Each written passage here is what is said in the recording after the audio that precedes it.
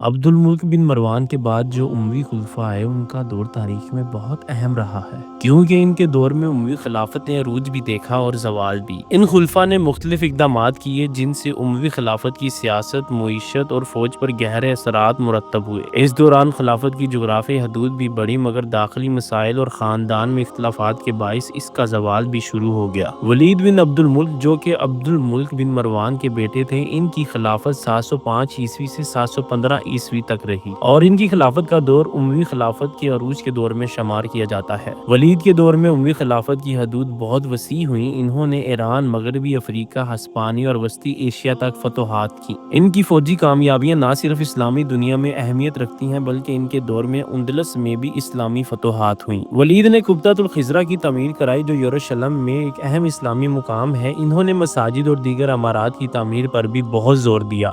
ولید کے دور میں اموی خلافت کی انتظامیہ مستحکم ہوئی اور ان کی حکومت کا اثر و رسوخ دور دراز علاقوں تک پہنچا۔ ولید کے بعد سلمان بن عبد الملک جن کی خلافت 715 عیسوی سے 717 عیسوی تک رہی۔ سلمان بن عبد الملک ولید کے بھائی تھے اور ان کی خلافت کا دور مختصر رہا۔ سلمان نے اپنے بھائی کی فتوحات کا تسلسل برقرار رکھنے کی کوشش کی اور فوجی مہمات بھی جاری رکھی، لیکن ان کے دور میں اموی خاندان کے اندر مختلف گروہ آپس میں دست و گریباں ہو گئے جس سے خلافت کو خطرہ لاحق ہو گیا۔ سلمان نے انتظامیہ میں کچھ اصلاحات کرنے کی کوشش کی لیکن وہ زیادہ کامیاب نہ ہو سکے۔ سلمان کے مختصر دور کے بعد عمر بن عبد العزیز کا دور بھی مختصراً 2 سے 3 سال تک 717 سے 720 عیسوی تک رہا۔ عمر بن عبد العزیز سلمان بن عبد الملک کے داماد تھے اور عبد الملک بن مروان کے پوتے تھے۔ ان کا دور بھی انتہائی اہم رہا ہے۔ عمر بن عبد العزیز نے خلافت میں عدلیہ اور مالیات میں بہت سی اصلاحات کی۔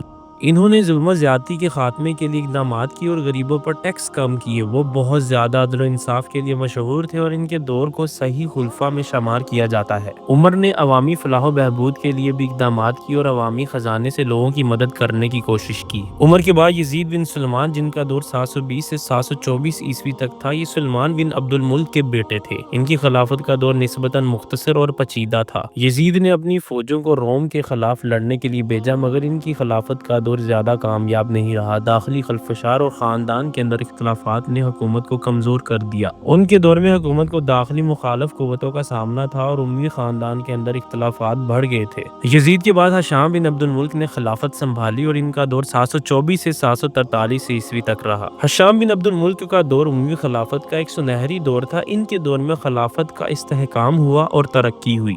ہشام نے خلافت کی سرحدوں کو مزید بڑھایا، اموی سلطنت کی معیشت مضبوط ہوئی۔ ان کے دور میں روم کے ساتھ جنگیں جیت کر اسلامی سلطنت کی حدود کو وسیع کیا گیا۔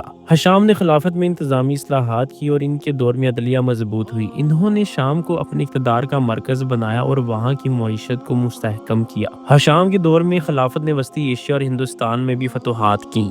ان کے بعد ولید بن یزید جو کہ 743 سے 744 عیسوی تک خلیفہ رہے، یزید بن سلمان کے بیٹے تھے اور ان کا دور عیش و عشرت میں غرق تھا اور زیادہ کامیاب نہ تھا کیونکہ ان کی حکومت میں سیاسی فساد اور بدعنوانی تھی۔ ان کی شاہی زندگی کی عیش و عشرت نے عوام میں ناراضگی پیدا کی۔ ان کے دور میں خلافت کمزور ہوئی اور اموی خاندان کے اندر اختلافات مزید بڑھ گئے۔ یزید بن ولید جو کہ ولید بن یزید کے بعد 744 عیسوی میں خلیفہ بنے، ان کا دور صرف چند ماہ تک رہا۔ ان کا دور مختصر تھا اور ان کی خلافت میں کوئی نمایاں تبدیلیاں نہیں آئیں۔ خلافت کے اندر سیاسی کشمکش اور فساد نے ان کی حکمرانی کو کمزور کر دیا۔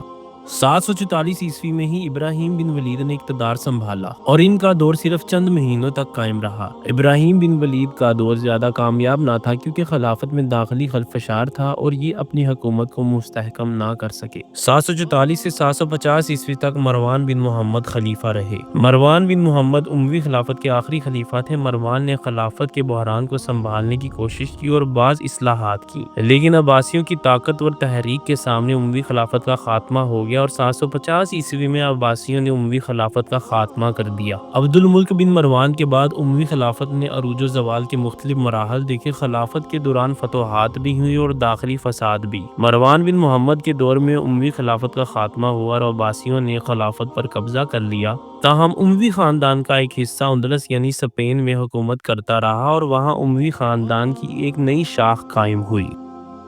اسی طرح کی انفارمیٹیو ویڈیوز دیکھنے کے لیے ہمارے چینل کو لائک کریں، سبسکرائب کریں اور بیل آئیکن کا بٹن پریس کریں۔